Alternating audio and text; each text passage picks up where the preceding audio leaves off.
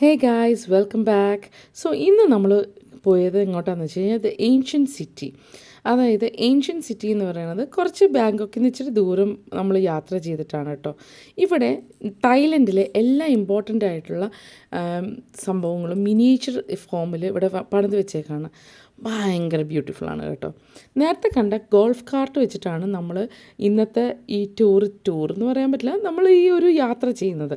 വേറെ ഒന്നുകൊണ്ടല്ല, ഇത് കുറേ ഏക്കറുകൾ ഇങ്ങനെ കിടക്കുന്ന ഒരു സ്ഥലമാണ്. അവിടെ നടന്ന് കാണാമെന്ന് പറയുന്നത് ആക്ച്വലി ഇച്ചിരി ഇമ്പോസിബിളാണ്. ബട്ട് അവിടെ സൈക്കിൾ നമുക്ക് റെൻറ്റ് ചെയ്യാം, ഇല്ലെങ്കിൽ ഇതുപോലത്തെ ഒരു ഗോൾഫ് കാർട്ട് റെൻറ്റ് ചെയ്യാം. അപ്പം നമുക്ക് നമ്മുടെ ഡ്രൈവിംഗ് ലൈസൻസ് കൂടെ കൊണ്ടുപോകാനായിട്ട് മറക്കരുത്. അത് നമ്മളവിടെ വെച്ചതിന് ശേഷം നമുക്കിങ്ങനെ ഓരോ സ്ഥലങ്ങളും നമുക്ക് ഇഷ്ടമുള്ളതുപോലെ നമുക്ക് നിർത്തി കാണും ഒക്കെ ചെയ്യാം കേട്ടോ.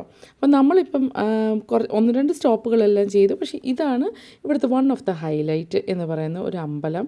അപ്പം ഈ അമ്പലത്തിൻ്റെ ഉള്ളിൽ ഇങ്ങനെ റിക്ലൈൻ, അതായത് കിടക്കുന്ന ബുദ്ധ ഉണ്ടായിരുന്നു. അതിൻ്റെ വോൾസും ഭയങ്കര രസമായിരുന്നു. എന്താ പറയുക, ഇതുപോലെ കേട്ടോ എല്ലാം ഈ ഫുൾ ഇത് കുറേ ഏക്കർ കണക്കിന് ഇങ്ങനെ കിടക്കുകയാണ്. നല്ല ചൂടുമായിരുന്നു കേട്ടോ.